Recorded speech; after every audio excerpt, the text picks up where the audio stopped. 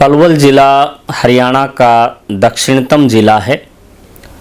साहित्यिक दृष्टि से प्राचीन काल का साहित्य हो, मध्यकाल का हो या आधुनिक काल का हो, इसका काफ़ी अधिक विवरण मिलता है। और इसके साथ साथ जिस तरह की सांस्कृतिक गतिविधियाँ, आर्थिक विकास और औद्योगिक विकास की दिशा में बढ़ रहा है, तो इसने हरियाणा को बहुत कुछ और राष्ट्र को बहुत कुछ दिया है। और विशेष बात है कि जो लाला मुरलीधर हैं, जिनको grand old man of Punjab कहा जाता है, उसकी जन्मस्थली भी यही है। जी हाँ, देखा जाए तो हरियाणा का जिला पलवल विभिन्न संस्कृतियों की संगम स्थली है। हरियाणा के साथ साथ यहाँ पर मेवाती व ब्रिज संस्कृति का प्रभाव स्पष्ट रूप से देखा जा सकता है। यह जिला राष्ट्रपति महात्मा गांधी से जुड़े घटनाक्रम का भी गवाह है। पलवल जिले के विभिन्न पहलुओं पर चर्चा के लिए हमारे साथ हैं प्रसिद्ध इतिहासकार डॉक्टर महेंद्र सिंह। सांझी सोच हरियाणा मंथन में आपका स्वागत है डॉक्टर महेंद्र जी। धन्यवाद चुग जी।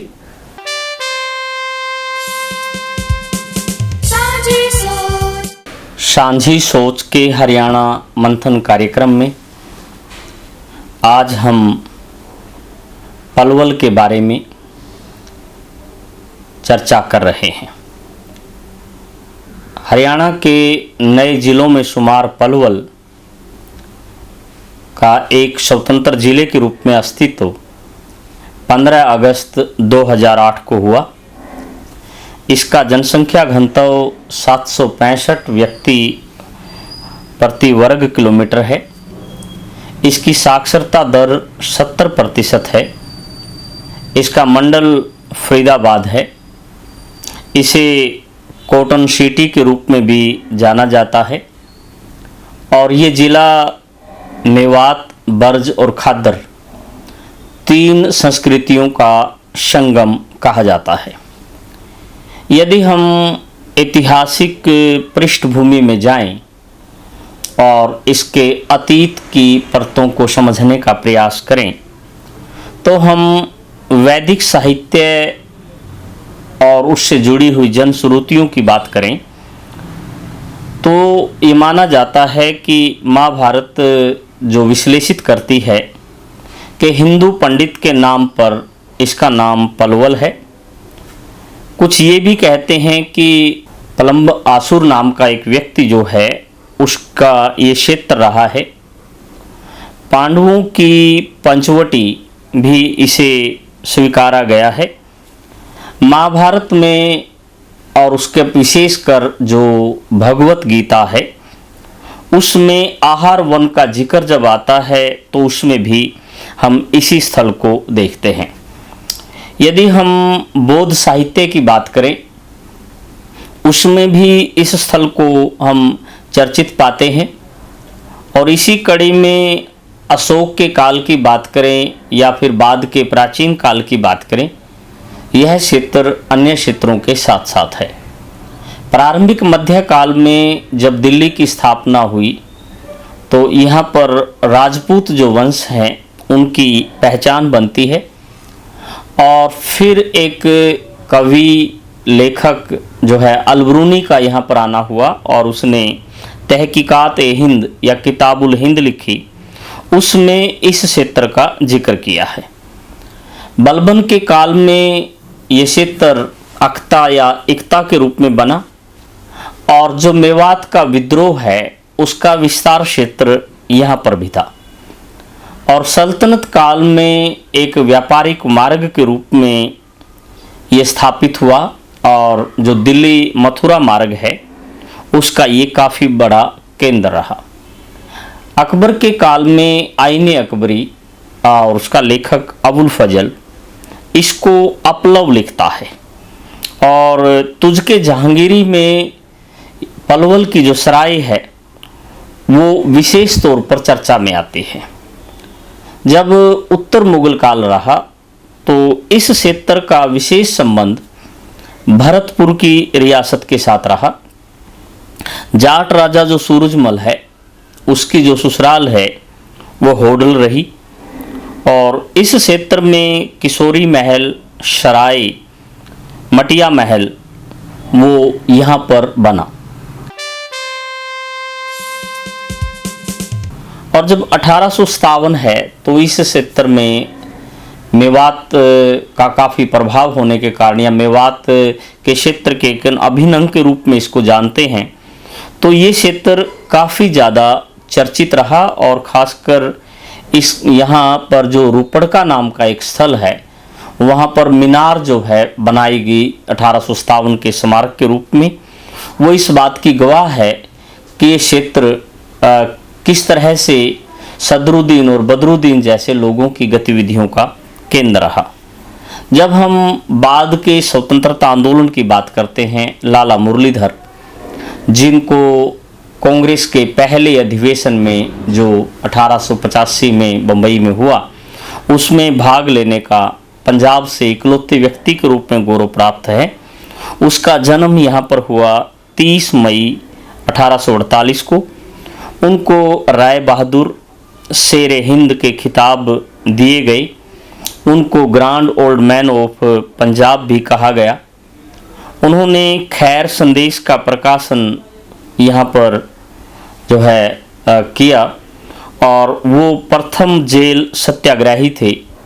और जब हम स्वतंत्रता संग्राम की बात करें और पलवल के रेलवे स्टेशन का जिक्र ना करें तो बात अधूरी रहेगी, क्योंकि गांधी जी की भारत में पहली गिरफ्तारी रोल्ट एक्ट के विरोध के फलस्वरूप जब उनका आगमन हुआ उस समय के पंजाब में, जो कि संयुक्त क्षेत्र था हरियाणा और पंजाब का, उनकी भारत में या पंजाब में जो एंट्री है, प्रवेश है, उस पर रोक लगाई गई और उनको गिरफ्तार किया गया।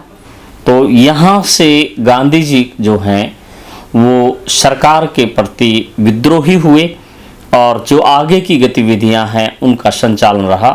बाद के समय में भी शायद ही स्वतंत्रता संग्राम का कोई लीडर हो, चाहे पंडित जवाहरलाल नेहरू की बात करें, चाहे नेताजी सुभाष चंद्र बोस की बात करें, डॉक्टर राजेंद्र प्रसाद की बात करें या लाला लाजपत राय की बात करें, ऐसा कोई व्यक्ति नहीं है जिसका आगमन इस क्षेत्र में ना हुआ हो।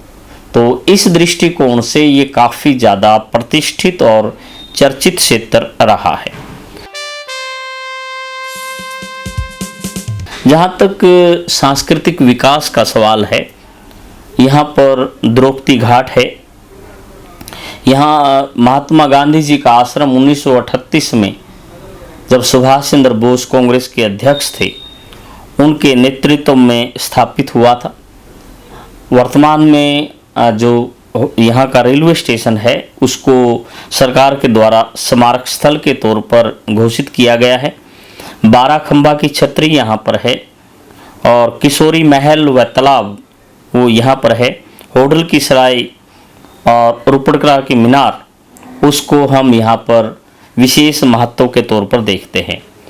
और जब इस इलाके में खनन हुआ और खनन से जहाँ हमें पोटरी मिली, मनिये मिले, अस्थियाँ मिली या फिर विभिन्न काल की जानकारी, खासकर जो है PGW पेंटेड ग्रेवियर मिले, तो हाथी का अस्थि पिंजर भी मिला है, जो कि अब तक के हरियाणा क्षेत्र के विभिन्न स्थलों में कहीं से भी ये चीज़ प्राप्त नहीं हुई।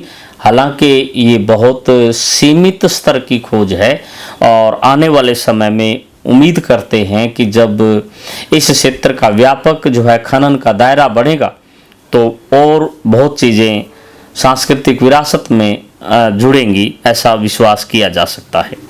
जहाँ तक अन्य पहलुओं का सवाल है, यहाँ पर नेताजी सुभाष चंद्र बोस के नाम से स्टेडियम है। यहाँ का प्रसिद्ध जो पर्यटक स्थल है वो डबचिक है। कौशल विकास पर केंद्रित विद्यालय और विश्वविद्यालय वो यहाँ पर है। बागवानी के लिए काफ़ी ज़्यादा उत्कृष्ट केंद्र माना जाता है। KMP जिसको हम कुंडली, मानेसर और पलवल रूट के रूप में जानते हैं, वो यहाँ पर आकर हमें संपन्न होता हुआ दिखता है। यानी दिल्ली का जो बाह्य रिंग रोड है उसके एक केंद्र के रूप में पलवल की विशिष्ट पहचान है। तो इन विभिन्न पहलुओं को ध्यान में रखते हुए हम कह सकते हैं, भले ही छोटा ज़िला है, नया ज़िला है, लेकिन इसकी आर्थिक विकास की जो गति है वो काफ़ी अच्छी है और शिक्षा के क्षेत्र में, साहित्य के क्षेत्र में, स्वतंत्रता संग्राम के क्षेत्र में यह अपने आप में विशिष्ट रहा है। तो बौद्ध साहित्य में या फिर अलबरूनी के साहित्य में, अबुल फजल के लिटरेचर में, तुझके जहांगीरी में इस स्थल को विशेष तौर पर महत्व मिली है और भरतपुर की रियासत के काफ़ी नज़दीक और उनके साथ वैवाहिक संबंध इस क्षेत्र के होने के कारण यह स्थान काफ़ी ज़्यादा विशिष्ट रहा है। सांझी सोच हरियाणा मंथन देखते रहिए और सांझी सोच से यूं ही जुड़े रहिए। सांझी सोच चैनल अपनी गतिविधियों से, कार्यक्रमों से विभिन्न तरह की सांस्कृतिक पहचान और प्रतिभाओं को प्रस्तुत कर रहा है। हरियाणा की जानकारी और इस क्षेत्र के विभिन्न पहलुओं को जिस तरह से प्रस्तुत कर रहा है वह अपने आप में गर्व की बात है।